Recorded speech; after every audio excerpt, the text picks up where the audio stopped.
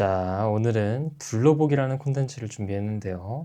바로 보기가 작품을 좀 심층적이고 깊이 다룬다고 하면은 둘러보기는 제가 최근에 봤던 극장에서 개봉한 영화, OTT 아니면 제가 그냥 따로 본 영화 이런 것들을 좀 가볍게 리뷰해보는 시간을 가질 거예요. 한 1분 내외로. 별점도 매기고 타임라인에는 작품 제목 달아놓을 테니까요. 그것만 보셔도 돼요. 자, 악마는 프라다를 입는다. 2.5입니다. 왜냐하면은 전작을 너무 답습했어요. 플롯이 그렇고요. 캐릭터들이 그래요.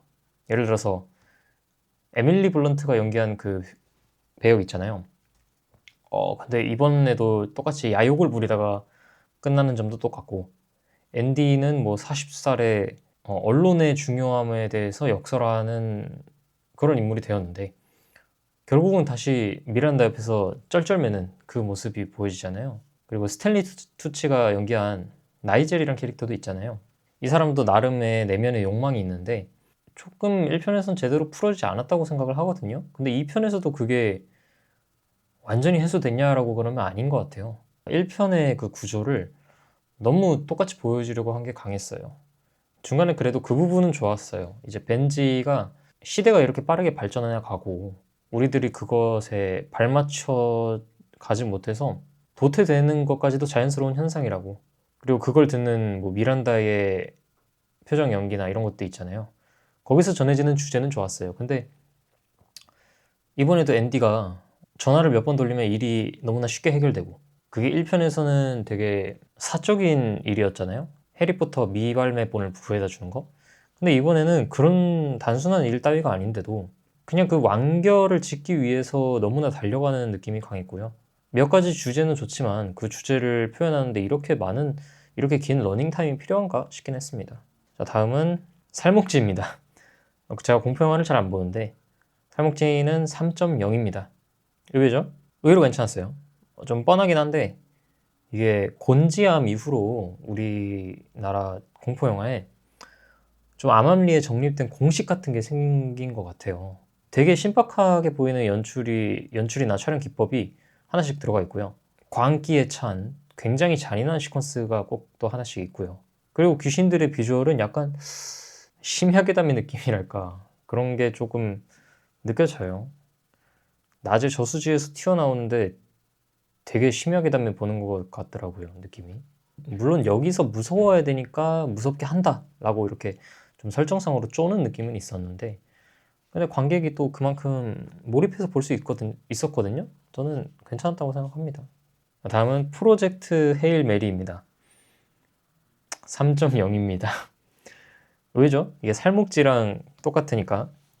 근데 저한테는 SF 장르가 굉장히 정말 좋아하는 장르거든요. 말이 안 되는 거를 말이 되는 것처럼 보이게 해야 되잖아요. 그거를 정말 잘하면 이제 인터스텔라 같은 작품이 나오는 거고. 근데 그러니까 그 말 안 되는 것을 말 되게 하기 위해서 조금씩 과학적인 오류라든가 이런 걸 무시하는 부분들이 있잖아요. 근데 이 영화는 그걸 너무 많이 넘어서 버렸어요. 장르적 허용을 너무 많이 했어요.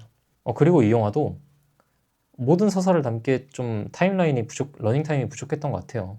게다가 로키와의 우정 서사를 좀 과시하기 위해서 새롭게 닥치는 시련, 난관들이나 이 사람이 차출되어서 우주로 오기까지의 과정을 그린 시퀀스들이 계속 중간중간에 끼워져 있기 때문에 이것이 좀 따로 노는 느낌을 받았어요. 주인공을 우주로 보낸 그 인물도 저는 굉장히 비판의 여지가 많다고 생각하거든요.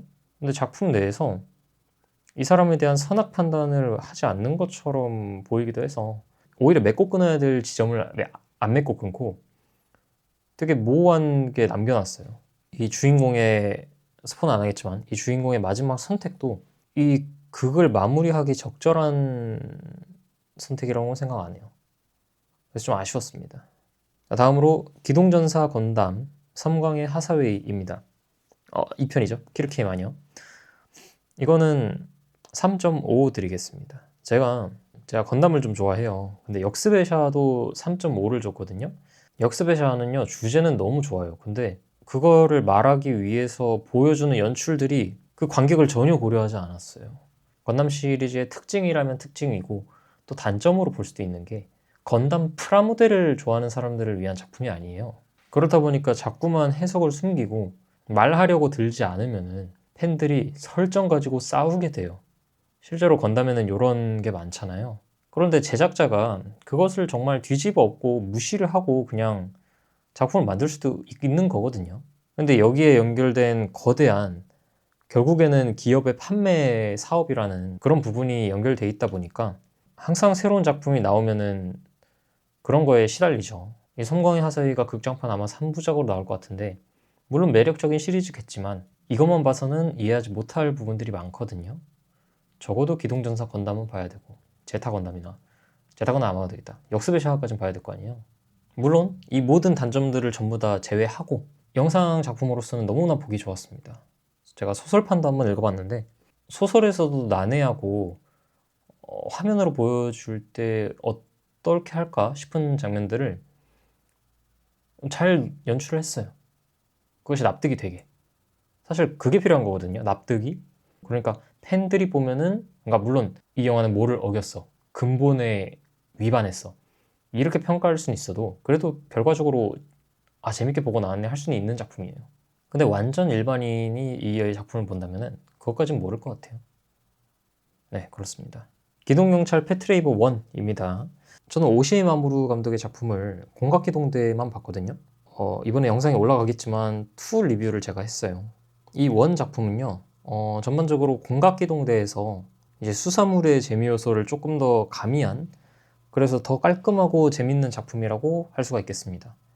공각기동대는 계속해서 그 존재론적 물음을 던지거든요. 나는 생각하니까 나는 존재한다. 그 데카르트의 사고를 계속해서 주입을 하는데 그게 화면 밖으로 나올 때 별로 친절하지가 않아요. 그리고 재미도 없어요. 물론 영상미, 시퀀스 정말 훌륭합니다. 패트레이브 1, 2를 거쳐서 2년 뒤에 개봉한 게 공각기동대인데 단순히 그 때깔만 보자면은 오시이 마모루 감독이 하고 싶은 정점을 찍었다고 생각을 해요.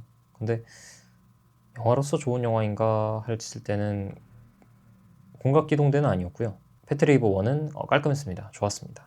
또 완전 최근에 본 건 아닌데 한 가지 얘기하고 싶은 작품이 허입니다.